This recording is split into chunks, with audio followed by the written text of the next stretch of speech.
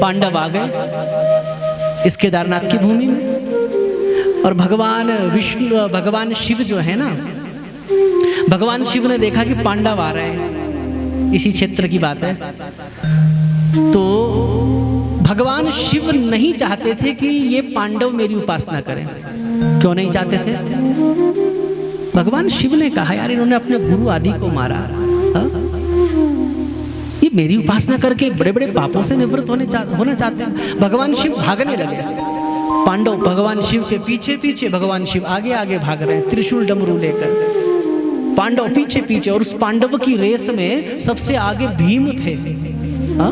भागते भागते जब भगवान ने देखा भीम बिल्कुल मुझे पकड़ने वाले हैं, तो भगवान शिव केदारनाथ की पवित्र भूमि में, क्योंकि आदि केदार तो यही है, तो इसी केदारनाथ की पवित्र भूमि में भगवान महादेव ने एक भैंसे का रूप बनाया।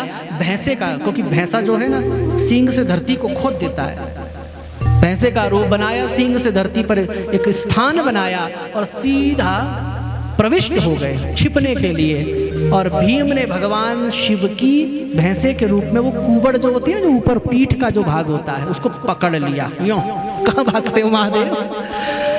भीम ने पकड़ लिया। तो भगवान का मुख तो जाके निकला पशुपतिनाथ में, और पीठ यही केदारनाथ भगवान में विराजमान है। इसलिए केदारनाथ ज्योतिर्लिंग जो आप देखते हैं ना, वो देखना, वो ऐसे बिल्कुल जैसे भैंसा की जैसे पीठ होती है ना, इस प्रकार से पर्वताकार कूब की तरह केदारेश्वर जो लिंग है उसका दर्शन आपको प्राप्त होता है, कुबड़ की तरह।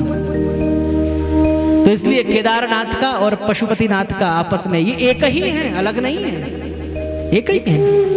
इसलिए ऐसी भी मान्यता है कि जिसने पशुपतिनाथ का दर्शन किया, पूर्ण दर्शन तब होंगे जब उसने केदारनाथ का भी दर्शन किया, अथवा जिसने केदारनाथ का दर्शन किया, पूर्ण दर्शन तभी मान्य होंगे जब उसने पशुपतिनाथ का भी दर्शन